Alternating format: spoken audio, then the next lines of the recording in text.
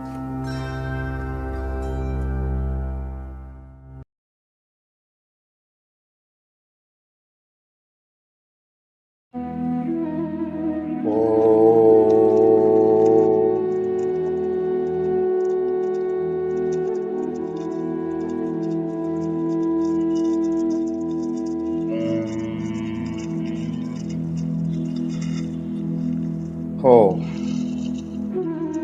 ओम।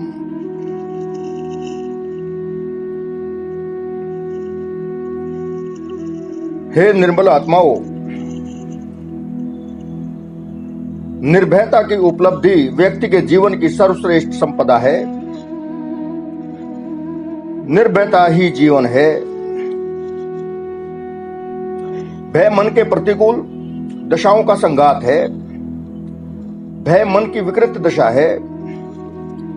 वास्तव में भय की अपनी कोई स्वतंत्र सत्ता है ही नहीं, बल्कि इसका सर्जन हम स्वयं कर लेते हैं। भय से ग्रसित व्यक्ति के मन के प्रतिकूल विभिन्न आशंकाओं का शिकार होकर मानसिक रूप से कमजोर हो जाता है। परिणाम स्वरूप निर्णय शक्ति घट जाती है। दृढ़ संकल्प आदि करने में भी निर्बलता घेर लेती है।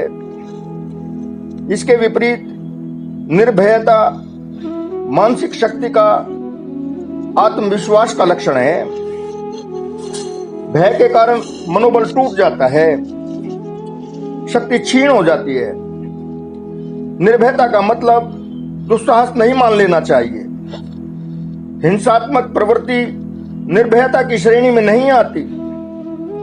हमारा शक्तिशाली होना, बलवान होना, दूसरों के साथ व्यवहार करते समय, परहित करते समय आवश्यक तो है, मगर इतना ही शक्तिशाली होना चाहिए कि निस्वार्थ कार्य करते समय दूसरों को हमारी शक्ति का विश्वास हो जाए और दूसरे हमारी शक्ति और भावनाओं का नाजायज लाभ न उठा सकें। क्योंकि जब कोई हमारे साथ अन्याय या दुराचार करे या हमारा बुरा करना चाहे तो उसका प्रतिकार किया जा सके, और यदि हम शांत भी रहना चाहें तो दूसरा व्यक्ति बिना हमारे प्रतिकार किए हमारे बल, हमारी शक्ति का अनुभव करके कोई दुस्साहस न कर सके। सांसारिक लोग दुर्बलता का लाभ उठा लेते हैं अपनी स्वार्थ पूर्ति के लिए। इसलिए व्यक्ति को ऐसे इच्छा शक्ति, मनोबल और शारीरिक बल का भी विकास करना चाहिए जो आत्मोत्थान के मार्ग में कभी भी पराजय स्वीकार न कर सके।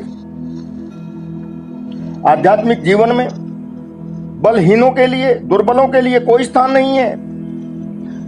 मुंडक उपनिषद में आता है, नायम आत्मा बलहीनेन लभ्ये, अर्थात आत्मा परमात्मा का साक्षात्कार बलहीन के द्वारा नहीं किया जा सकता। यह आत्मा बलहीन के द्वारा प्राप्त नहीं की जा सकती। शक्ति मनुष्य के पास दैत्य जैसी हो और सोच विचार तथा कर्म देव स्वरूप होने चाहिए। भय रहित जीवन के लिए विवेक बल, मनोबल और शारीरिक बल होने चाहिए। माताओं को चाहिए कि संतान को बचपन से ही डराकर सुलाने वाली कहानी न सुनाकर उन्हें कर्मवीर, धर्मवीर, शूरवीर, निस्वार्थ समाज सेवी और कर्तव्य प्राण होने के लिए प्रेरणादायी पाठ पढ़ाया करें। जैसा मां मदालसा ने अपने पुत्रों को बचपन से ही ब्रह्म ज्ञान की शिक्षा दी थी, और जैसे माता जीजाबाई ने अपने पुत्र छत्रपति शिवाजी को राष्ट्र के प्रति, समाज कल्याण के प्रति समर्पित रहने की शिक्षा दी थी और युद्ध नीति तथा संस्कारों की भी शिक्षा दी। शिवाजी के सुंदर चरित्र का निर्माण किया। बच्चों के सुकोमल हृदय को सुसंस्कार व उच्च आदर्श वाली शिक्षा, विद्या का माहौल दिया जाना चाहिए। भय का अधिकांश प्रभाव उन अवस्थाओं में अधिक देखने को मिलता है जब व्यक्ति गलत करता है या गलत रास्तों पर चलता है। इसके विपरीत व्यक्ति सत्य का पालन करते हुए कर्तव्य प्राण होता है और निष्कपट पूर्ण तरीके से चलता हुआ परहित में कार्य करता है, तब वह न तो भय से ग्रसित होता है और न ही नकारात्मक आशंकाओं से घिरा होता है। अच्छे अच्छे कार्य करने से व्यक्ति के मनोबल व आत्मविश्वास में उन्नति होती है। फलस्वरूप सतोगुण प्रबल होकर व्यक्ति परमेश्वर की ओर सहज ही अग्रसर हो जाता है। मनुष्य एक सकारात्मक उत्साह, उमंग, तरंग और लगन से भरकर ऊर्जामान होने लगता है। भय बुरे का साथी है। जहां जहां बुरा सोच, विचार और कर्म है, वहीं वहीं भय है। और इसके विरुद्ध अभय अच्छे का साथी है। यह एक सहज स्वाभाविक प्रक्रिया है। मतलब जहां जहां अच्छा अच्छा सोच, विचार और कार्य है, वहीं वहीं अभय है। जब जब व्यक्ति करुणा, प्रेम और परोपकार से आक्रांत रहता है, सराबोर रहता है, तब तब भय का अस्तित्व नहीं होता। प्रेम में सभी प्रकार के भय और आशंकाओं का दमन हो जाता है। व्यक्ति का जीवन प्रेम युक्त हो तो वह भय मुक्त हो ही जाता है। प्रेम का तात्पर्य वासना युक्त व्यवहार नहीं है, बल्कि प्रेम के अंतर्गत सुहृद भाव होता है, जहां वासना और स्वार्थ का लवलेश भी नहीं रहता। बचपन में जब बच्चे का हृदय विकार रहित और सुकोमल होता है, तभी माता पिता को हर तरह से आत्मोत्थान के लिए सद वातावरण का निर्माण करना चाहिए। वरना फिर देर होने पर बच्चों को सद्विचारों और व्यवहारों में ढालना दुष्कर हो जाता है। बच्चे की अवस्था और मानसिक दशा के अनुकूल और अनुसार ही उचित माहौल दिया जाना चाहिए। बच्चों को धन कमाने की मशीन के अतिरिक्त सुसंस्कारों से अलंकृत करने की आवश्यकता मेरी निजी राय में अधिक है। बचपन से ही विवेक जागृत करने जैसा पाठ माता पिता द्वारा बच्चों के पाठ्यक्रम में जरूर शामिल करना चाहिए, वरना फिर पछतावा और सिर्फ पछतावा ही शेष रहता है। भय अनेकों प्रकार का होता है, मगर जब अपनी पूरी सामर्थ्य के साथ शुभ कर्म किया जाता है और फल परमेश्वर के अधीन है, ऐसा दृढ़ निश्चय मन में रहता है, तो परिणाम के प्रति व्यक्ति संतुष्ट होकर भय मुक्त ही रहता है। जहां अपनापन होता है, वहां कैसा भय? भय तो प्रायपन में होता है। भय सदा ही दूसरों से होता है। द्वैत में भय है, एकत्व में भय कहां? देखो, तैत्तिरीय उपनिषद में आता है, यदा है वेश एतस मन्नु दर मंत्रम कुरुते अथ तस्य भयम भवति। जब व्यक्ति द्वैत का दर्शन करता है, तब उसे भय होता है। इस दृश्य जगत में सापेक्ष स्तर पर कोई सुरक्षा नहीं। गीता के 5वें अध्याय के 22वें श्लोक में कहा है, यही संस्पर्जा भोगा दुखयोने एवते आद्यंतवन्ते कोन्ते नैते शूरमते बुद्धे। अर्थात जो ये इंद्रिय तथा विषयों के संयोग से उत्पन्न होने वाले सब भोग हैं, यद्यपि विषयी पुरुषों को सुख रूप भासते हैं, तो भी दुख के ही हेतु हैं और आदि अंत वाले अर्थात अनित्य हैं। इसलिए हे अर्जुन, बुद्धिमान विवेकी पुरुष उनमें नहीं रमता। कहने का तात्पर्य है कि सांसारिक विषय वस्तुओं से लगाव के रहते, आसक्ति के रहते भय से मुक्ति संभव नहीं। आत्मज्ञान होने से, ईश्वर दर्शन होने से ही पूर्ण रूप से भय से मुक्त होना संभव है।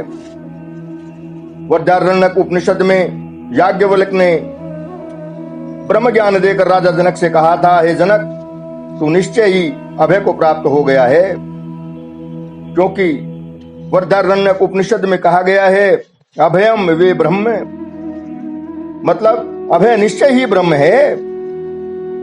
इस उपनिषद में ब्रह्म को अभय के समानार्थक कहा है। परमेश्वर की ओर अग्रसर होने का, अपने को जानने का निरंतर प्रयास, अभ्यास होना ही चाहिए। जब व्यक्ति स्वयं से जुड़ता चला जाता है, तो निर्भय होकर विचरण करता है।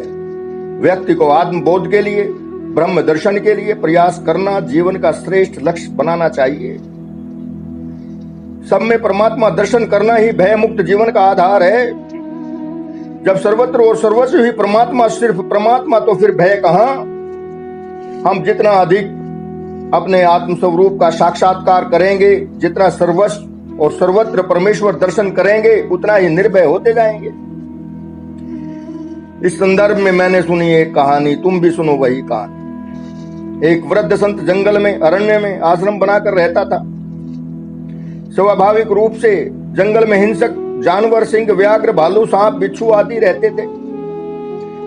मगर जब जहरीले सांप संत के पास से गुजरते और शेर आदि दहाड़ते तो वह संत बिल्कुल भी भयभीत नहीं होता था। इलाके के लोग उसका बड़ा लोहा मानते और उसकी प्रसिद्धि दूर दूर तक फैल गई थी। तभी उसके पास एक नौजवान साधु के रूप में आया और उस वयोवृद्ध संत से कहा कि महात्मा जी, मैं परमात्मा से, प्रभु से मिलना चाहता हूं, कोई उपाय मुझे बता दो तो आपका बड़ा उपकार होगा। संत ने कहा, भय को त्यागना होगा। इसी बीच एक सिंह की दहाड़ सुनाई दी तो वह नया साधु भय से कांप गया और पसीना पसीना हो गया, कंठ प्यास से सूख गया। वृद्ध संत ने उस साधु से कहा, अरे डर गए, भयभीत हो गए। साधु ने महात्मा से कहा, हाँ बाबा जी, मुझे तो भय लग रहा है, प्यास से प्राण व्याकुल हो आए, हो सके तो थोड़ा पानी पिला दो। पानी लाने के वास्ते वृद्ध संत अंदर अपनी झोपड़ी में गया तो उस नए साधु ने नीचे रास्ते पर बिछी एक पत्थर की शिला पर कोई पवित्र ग्रंथ का मंत्र लिख दिया। जब महात्मा जल लेकर वापस लौटा तो रास्ते में पत्थर पर लिखे मंत्र पर पैर रखने से बचने के लिए गिरते गिरते बचा, मगर मंत्र पर पैर न टिका सका और पैरों में कंपन आ गया। इस पर उस नए साधु ने कहा, तो महात्मा जी, आप भी डरते हैं, आप भी भयभीत होते हैं। मेरा भयभीत होना तो स्वाभाविक है, मगर आपका तो एकदम अस्वाभाविक है। आप बिच्छू, विषधरों के लिपटे रहने से, भालू, सिंह आदि की उपस्थिति से तो डरते नहीं, मगर एक श्लोक, एक मंत्र के ऊपर पैर रखने से डरकर कांप गए। इससे लगता है मुझे तो शायद परमात्मा के दर्शन कभी हो भी जाएं, मगर आपको विवेक की कमी के कारण थोड़ा कठिन है। भय से मुक्त होने का मतलब मैं कहूं तो यह नहीं है कि आप ट्रेन के सामने जाकर खड़े हो जाएं, हाथी के सामने जाकर अड़ जाएं कि कुछ नहीं होगा, सब में परमेश्वर है। इस पर भी चंद वाक्यों में एक कहानी सुनाता हूं। एक महात्मा ने अपने प्रिय शिष्य के आत्मोत्थान हेतु कहा, सब में परमेश्वर दर्शन किया करो, सब में ईश्वर का वास है। इस पर प्यारे शिष्य ने सब में परमात्मा दर्शन शुरू कर दिया और किसी भी चीज से, प्राणी से भयभीत ही ना हो। एक दिन एक बिगड़ा हाथी आ रहा था और संत का वह प्रिय शिष्य हाथी की दिशा में ही जा रहा था। लोग चीख चीख कर कह रहे थे, हट जाओ, हाथी बिगड़ गया है, मार डालेगा। मगर भाई साहब को तो महात्मा जी ने, गुरु जी ने सर्वत्र ईश्वर दर्शन का पाठ पढ़ाया था, इसलिए हाथी में भी तो ईश्वर है, मैं नहीं डरूंगा, ऐसा मन में दृढ़ करके हठपूर्वक हाथी की तरफ ही बढ़ गया। लोग कहते रह गए मगर वह नहीं माना। जब हाथी के निकट आया तो हाथी को थोड़े ही उसमें भगवत दर्शन करने थे, हाथी ने अपनी सूंड में उठाकर पटक दिया। इत्तेफाक से वह किसी दीवार के दूसरी तरफ जा गिरा और कुछ चोटें तो आई मगर जान बच गई। अब भाई साहब अपने गुरु जी के पास जाकर सारा हाल बयान किया, जिस पर महात्मा जी ने कहा कि ठीक है, हाथी में भी परमात्मा है, मगर जो बच जाने के लिए हाथी की तरफ जाने से चीख चीख कर मना कर रहे थे, उनमें क्या था? अरे उन लोगों में भी तो भगवान ही है ना, उनकी बात माननी चाहिए थी। कहने का तात्पर्य ये नहीं है कि सर्वत्र प्रभु ही है तो आप विषधरों से खेलना शुरू कर दें, छत से कूद जाएं, सिंह से ना बचें, सागर की लहरों पर चढ़ जाएं। इन सब के न करने का मतलब भयभीत हो जाना नहीं है, बल्कि संवेदनशीलता है, विवेकशीलता है, समझदारी है। यह एक प्राकृतिक लक्षण है। खतरे से अड़ जाना, खतरे से लड़ जाना, जान जोखिम में डालना, यह फुलिशनेस है, स्टूपिडिटी है, मूर्खता है, जड़ बुद्धि की बात है। यदि आप बिजली का नंगा तार नहीं पकड़ते या धंधकती दहकती आग में नहीं कूदते तो यह भय नहीं, बल्कि यह स्वस्थ चित्त, स्वस्थ मानसिकता का परिचायक है। अपने जीवन की रक्षा करना व्यक्ति का पहला धर्म है। शरीर ही नहीं रहेगा तो बाकी धर्म निभाने का साधन भी तो नहीं रहेगा। मानसिक भय से मुक्ति ही भय से मुक्ति है, जो आपके मानसिक पटल पर आरूढ़ है। किसी संवेदनशीलता का मतलब भयभीत होना नहीं होता कि कोई बंदूक उठाकर गोली मारना चाहता है, तलवार से भाले से काटना मारना चाहता है और आप सीना तान कर खड़े हो जाएं, तो यह एक महान इडियोटिकनेस है और इडियोटिकनेस के अतिरिक्त और कुछ भी नहीं है। एक बात और मैं लोगों में देख रहा हूं कि अब कौन से बाबा अधिक प्रचलन में है, साईं बाबा या अन्य कोई बाबा या देवी देवता या भगवान, और फिर सबके अपने अपने भगवान अलग अलग हैं। दूसरे को माने तो अपने ना रूठ जाएं, या फिर सभी भगवानों को मनाना है। एक को प्रणाम नहीं किया या प्रसाद नहीं चढ़ाया तो कहीं भगवान नाराज ना हो जाएं। कोई कहता है राधे राधे भाई साहब, तो वह दूसरा जवाब देगा राम राम। कोई कहे जय श्री कृष्णा तो दूसरा कहेगा हरि ओम। क्या तरीका है जी? दिमाग में कल्पना ओढ़कर रखते हैं, वह भगवान नाराज तो नहीं हो जाएगा? क्या स्वयं ही झूठी कल्पनाओं का, झूठी अवधारणाओं का ताना बाना बुन लिया है और इस झूठ के जाल में स्वयं ही फंसे जा रहे हो? इसको काटकर बाहर निकलने की आवश्यकता है। स्वस्थ मानसिकता बिना उद्धार कैसे हो?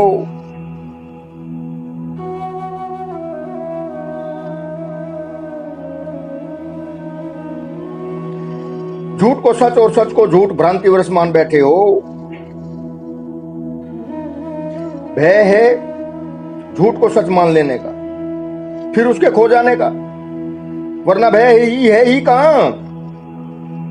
पहले किसी के न पाने का मतलब न मिलने का भय, और फिर मिल जाए तो खो जाने का भय। एक भाई साहब अक्सर कहते हैं यार ये ना हो जाए वह ना हो जाए। मैं कहता हूं यह भी होगा वह भी हो सकता है, मृत्यु भी हो सकती है और होगी भी, सब कुछ हो सकता है। किसी का मिलना बिछुड़ना हो सकता है, कोई नुकसान भी हो सकता है। इसको दृढ़ क्यों नहीं करते? बार बार क्यों भयभीत होना? सब कुछ जो होता आया है वह कभी भी घटित हो सकता है। इसको स्वीकार करने से ही बात बनेगी, इसका सामना करने से ही समाधान होगा, पलायन करने से, भागने से नहीं। एक बार स्वामी विवेकानंद बनारस में दुर्गा माता के मंदिर से प्रसाद लेकर लौट रहे थे, तभी उन्हें बंदरों ने घेर लिया और स्वामी जी के हाथों से प्रसाद छीनने का प्रयास करने लगे। इस प्रकार स्वामी जी ने अपने को बंदरों से घिरा देख और प्रसाद पर झपट्टा मारते देख भयभीत होकर भागना शुरू कर दिया। अब बंदरों ने उनका पीछा नहीं छोड़ा और पीछे पीछे भागने लगे।